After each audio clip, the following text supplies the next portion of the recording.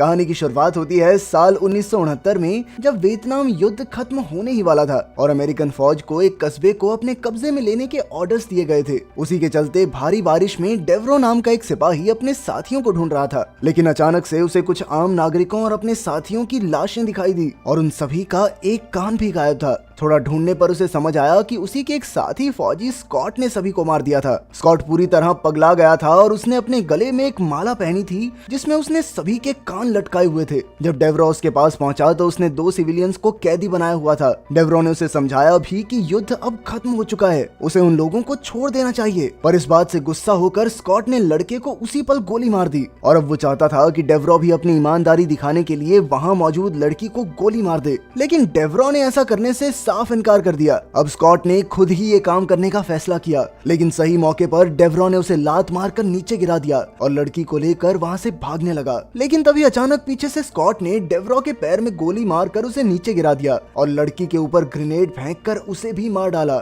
इस घटना से गुस्साए हुए डेवरो ने स्कॉट से लड़ने का सोचा, लेकिन दोनों ने एक ही समय पर गोलियां चलाकर एक दूसरे को मार डाला। अगली सुबह जब यूएस आर्मी की टीम गाँव में पहुंची तो कमांडिंग ऑफिसर्स ने सभी बॉडीज को बर्फ में रखने को कहा और साथ ही सख्त ऑर्डर्स दिए कि इस बारे में किसी को पता नहीं चलना चाहिए। इसके बाद कहानी पहुंच जाती है साल 1992 के अमेरिका में, जहां कुछ आतंकवादियों ने एक बिल्डिंग पर कब्जा कर लिया था। वो पहले से ही काफी लोगों को मार चुके थे और जिन पुलिस वालों ने बीच में आने की कोशिश की वो भी अपनी गाड़ियों के पास लाश बनकर पड़े थे। अभी भी उन्होंने कुछ आम लोगों को बंदी बना रखा था और वो सरकार पर अपनी मांगे पूरी करवाने के लिए दबाव डाल रहे थे। जल्द ही पुलिस को बीच में ना पड़ने के ऑर्डर्स दे दिए गए, क्योंकि अब आर्मी अपने यूनिवर्सल सोल्जर्स को भेजने वाली थी और इन्हीं फौजियों के बीच डेवरो और स्कॉट भी थे, जिन्हें अब कुछ और ही नाम दे दिए गए थे। इन फौजियों की पूरी याददाश्त को मिटाकर उन्हें फिर से जिंदा किया गया था और अब वो काफी हद तक एक रोबोट जैसे हो चुके थे। घटनास्थल के पास लोगों की भीड़ लगी हुई थी, जिनमें मीडिया रिपोर्टर्स भी थे। तभी वहाँ टीवी रिपोर्टर वेरोनिका भी पहुंच गई, जो समय से कुछ ज्यादा ही लेट आई थी और इसीलिए उसके बॉस ने उसे नौकरी से निकाल दिया। उधर यूनिवर्सल सोल्जर्स ने पानी में कूदकर आतंकवादियों तक पहुंचने का अलग ही रास्ता बना लिया और जल्द ही अंदर घुसकर डेवरो और स्कॉट ने कई आतंकवादियों को मार डाला।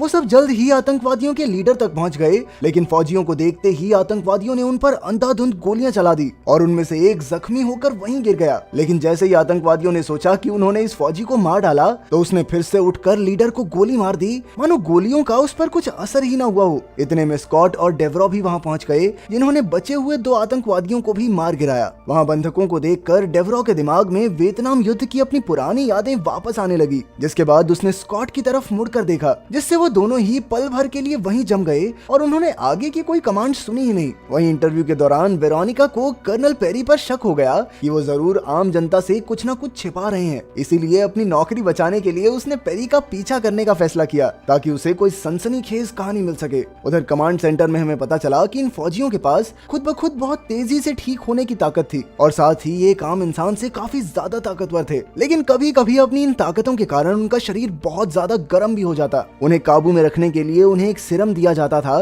ताकि उनकी पुरानी यादों को दबाया जा सके। अभी टेक्निकल टीम ये ढूंढने में लगी थी कि डेवरो आखिर फ्रीज क्यों हो गया था और उससे सवाल करने पर उसने बताया कि उसे वियतनाम में हुई सारी घटना याद आ गई थी और उसकी ये बात स्कॉट ने भी सुन ली। उधर वेरोनिका अपने कैमरामैन को गाड़ी में ही छोड़कर खुद कैमरा उठाकर आगे बढ़ने लगी। बेस में पहुंचकर उसने एक बक्सा खोला तो वहाँ एक घायल फौजी को देखकर वो हैरान हो गई। पहले तो उसे लगा कि वो फौजी मर चुका है, पर जैसे ही वो फोटोज लेने लगी तो वो फौजी अचानक से उठ गया, जिससे वेरोनिका बहुत डर गई। इसी हड़बड़ी में उसने गलती से अलार्म बजा दिया और फिर वो फटाफट भागकर गाड़ी में बैठ गई। पर तब तक पेरी ने सोल्जर्स को उन्हें पकड़ने के लिए भेज दिया था, जिन्होंने गाड़ी को पलटकर उन्हें पकड़ भी लिया। लेकिन फिर जब पेरी ने कहा कि कैमरा लेकर इन्हें जाने दो तो स्कॉट ने ये ऑर्डर इग्नोर करके कैमरामैन को गोली मार दी, जिससे डेवरो की याददाश्त ट्रिगर हो गई और उसने एक बार फिर से वहां मौजूद लड़की को बचाने के लिए स्कॉट को धक्का मारा और फिर वो वेरोनिका को लेकर आर्मी की गाड़ी की तरफ भागा। स्कॉट ने पीछे से गाड़ी के ऊपर कई गोलियां चलाई, पर गाड़ी तब तक नहीं रुकी जब तक पेरी ने डेवरो को रुकने के ऑर्डर नहीं दिए। पेरी की आवाज से डेवरो फिर से यूनिवर्सल सोल्जर मोड में चला गया, इसीलिए वेरोनिका ने उसके कान से वो रिसीवर निकाल कर बाहर फेंक दिया, जिसके बाद डेवरो पूरी तरह सोच समझ पा रहा था। उधर स्कॉट डेवरो को एक गद्दार कहकर बुला रहा था, जिसका मतलब ये था कि उसकी भी याददाश्त वापस आने लगी थी। स्कॉट के वापस आने के बाद टेक्नीशियंस अब इस प्रोजेक्ट को बंद करना चाहते थे, क्योंकि स्कॉट ने एक निर्दोष इंसान को मार दिया था, पर पेरी ने उन्हें जेल की धमकी देकर मुंह बंद रखने के लिए कहा। इसके बाद पेरी ने सबको ऑर्डर्स दिए कि वो लोग अब डेवरो और वेरोनिका के पीछे जाएं, ताकि वो किसी को इस प्रोजेक्ट की सच्चाई न बता सके। गाड़ी गाड़ी में जब पेट्रोल खत्म हो गया तो डेवरो गाड़ी को धक्का मारकर उसे पेट्रोल पंप तक लेकर गया, पर बदकिस्मती से उस पेट्रोल पंप में पेट्रोल ही नहीं था और तो और उनका कोई फोन भी काम नहीं कर रहा था, जिसके बाद दोनों ने एक रूम रेंट पर लेने का फैसला किया। उधर स्पेशल फोर्सेज की टीम भी वहां पहुंचने ही वाली थी, इसीलिए स्कॉट ने सभी टेलीफोन लाइंस पहले से तबाह कर दी थी। उधर कमरे में टीवी देखने पर वेरोनिका ये देखकर हैरान हो गई कि सरकार ने उसके कैमरामैन की हत्या का दोष उसी के सर मढ़ दिया था। अब डेवरो का शरीर अचानक से बहुत गर्म होने लगा, इसीलिए वो अपनी शर्ट खोलकर एसी के सामने खड़ा हो गया। जैसे ही वेरोनिका रूम से बाहर जाने लगी तो डेवरो भी उसके पीछे पीछे जाने लगा, लेकिन तभी अचानक से वो जमीन पर गिर गया। वेरोनिका ने उसे छूते ही महसूस किया कि उसका शरीर तो बहुत तेजी से जल रहा है, इसीलिए उसने डेवरो को बाथ टब में लेटाकर उसे आइस क्यूब से भर दिया, जिससे डेवरो का शरीर थोड़ी देर में शांत हो गया। स्पेशल फोर्सेज अब तक वहां पहुंच चुकी थी और उनमें से किसी को इसके बारे में पता नहीं था। उनके कमरे पर अचानक से अंधाधुंध गोलियां चलने लगी, लेकिन डेवरो ने सही समय पर वेरोनिका को नीचे लेटाकर बचा लिया और फिर वो एक के बाद एक कमरों की दीवारें तोड़कर भागने लगा, जिससे वहां रुके बाकी के गेस्ट भी हैरान रह गए। लेकिन वेरोनिका का मानना था कि वो बहुत जल्द पकड़े जाएंगे, जिसके बाद डेवरो को एक आइडिया आया और फिर जब स्पेशल फोर्सेज अंदर आई तो उन्हें वो दोनों कहीं मिले ही नहीं, क्योंकि डेवरो और वेरोनिका एक कपल के कंबल में घुस गए थे। निकलते वक्त वो उस कपल की गाड़ी की चाबी भी चुरा कर ले गए। जैसे ही वो गाड़ी में निकले तो स्पेशल फोर्सेज ने उन पर कई गोलियां चलाई, लेकिन वो दोनों किसी तरह बचकर निकल गए। अगले दिन रोड पर वेरोनिका बहुत सवाल पूछ रही थी, जिससे डेवरो परेशान हो गया क्योंकि उसे कुछ याद ही नहीं था। कुछ देर चलने के बाद वो एक गैस स्टेशन पर रुके, जहां डेवरो ने ओनर को कहा कि तू भाई बाहर रुक, और वो वेरोनिका को लेकर अंदर कमरे में चला गया। उसने जल्दी से अपने कपड़े उतार कर वेरोनिका को उसके शरीर में ट्रैकिंग डिवाइस ढूंढने को कहा। अब भैया ने अपने पूरे ही कपड़े उतार दिए थे तो बेचारी वेरोनिका भी शर्माते हुए ये काम करने लगी। उधर ओनर कान लगाकर उनकी बातें सुन रहा था और उसे लग रहा था कि लुच्चा काम कर रहे हैं अंदर कुछ। आखिरकार वेरोनिका को डेवरो की टांग में ट्रैकर मिल तो गया, लेकिन वो उसे दर्द नहीं पहुंचाना चाहती थी, इसीलिए डेवरो ने खुद ही अपनी टांग में कट मारा,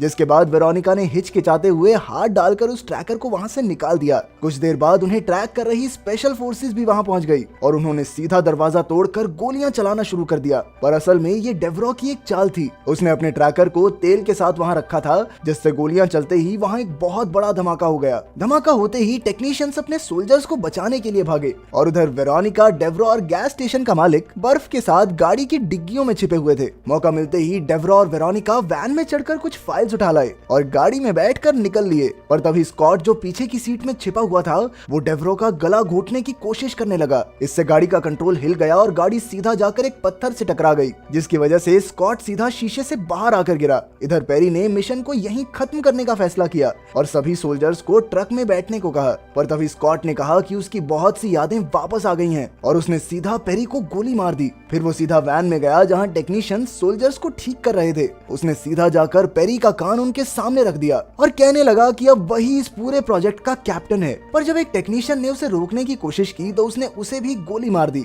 अब बाकियों के पास स्कॉट की बात मानने या फिर मरने के अलावा और कोई चारा नहीं था। इसके बाद उसने कुछ और खास इंजेक्शंस लगाकर खुद को और ताकतवर कर लिया और न जाने क्यों उसने फिर से वही घिनौना कान वाला नेकलेस बना लिया। लेकिन जब उसका शरीर बहुत ज्यादा गर्म होने लगा तो वो उसे ठंडा करने के लिए अंदर चला गया। मौका मिलते ही टेक्नीशियंस ने सीरम को 4 गुना बढ़ा दिया ताकि ये इंजेक्शन लगते ही स्कॉट खत्म हो जाए। लेकिन जैसे ही टेक्नीशियन ऐसा करने के लिए अंदर गया तो स्कॉट ने उसे ही वो इंजेक्शन लगाकर मार डाला। उधर वेरोनिका और डेवरो खाना खाने के लिए एक रेस्टोरेंट में रुके जहाँ वो दोनों फाइल्स देख रहे थे। डेवरो को इस नई दुनिया के बारे में कुछ पता नहीं था, इसीलिए वेरोनिका ने उसके लिए खाना ऑर्डर किया और फिर फोन करने के लिए बाहर चली गई। जैसे ही डेवरो ने खाना शुरू किया तो वो उसे इतना पसंद आया कि वो लगातार खाता ही गया। वो एक के बाद एक ऑर्डर पे ऑर्डर दिए जा रहा था, पर जब वेट्रेस ने उससे पूछा कि बिल कैसे भरेंगे सर आप, तो उसके पास कोई जवाब ही नहीं था। तभी वहाँ दुकान का मालिक भी आ गया और जैसे ही उसने डेवरो को उठाकर मुक्का मारने के लिए अपना हाथ आगे किया तभी डेवरो ने उसे डॉज करके एक ही लात में उसे जमीन पर लेटा दिया।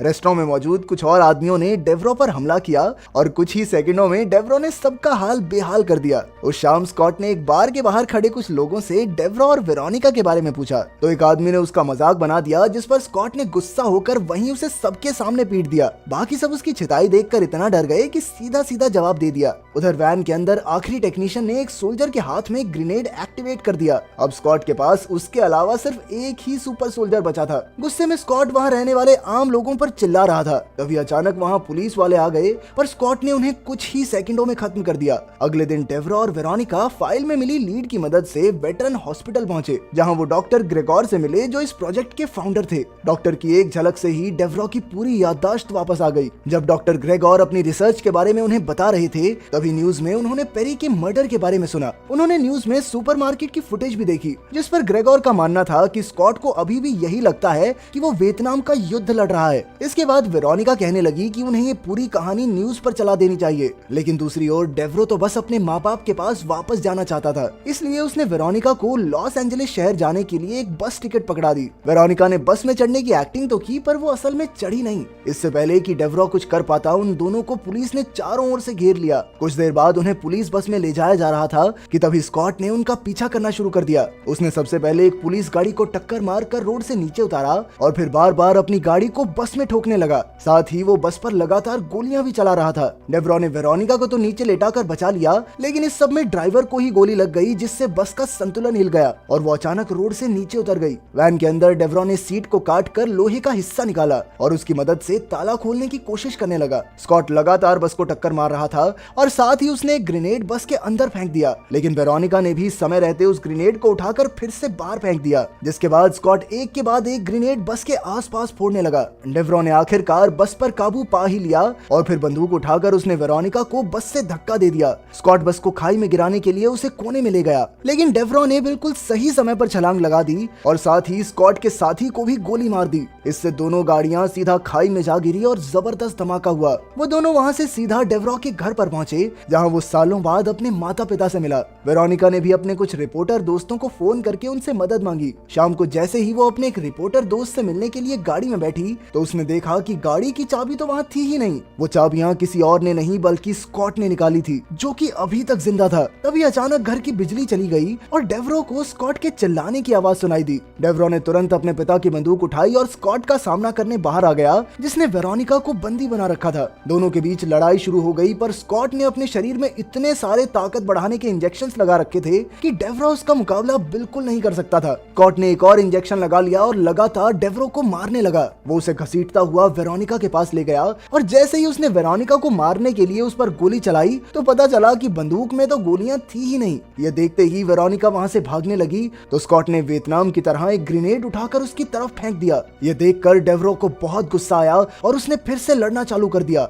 लेकिन वो अब भी स्कॉट का मुकाबला नहीं कर पा रहा था। लेकिन फिर अचानक स्कॉट की जेब से एक इंजेक्शन नीचे गिर गया और मौका देखकर डेवरो ने वो इंजेक्शन खुद को लगा दिया। अब उसकी ताकत बढ़ने से मुकाबला थोड़ा टक्कर का हो गया। उसने एक के बाद एक डेवरो के मुंह पर कई मुक्के मारे। डेवरो ने उसे बाहर ले जाकर हार्वेस्टर मशीन में फेंककर मार डाला। अपने माँ बाप को सही सलामत देखकर जब डेवरो वेरोनिका की तरफ भागा, तो उसे पता चला कि वो भी बिल्कुल ठीक थी। आखिरकार दोनों एक दूसरे से फेविकॉल की तरह चिपक गए।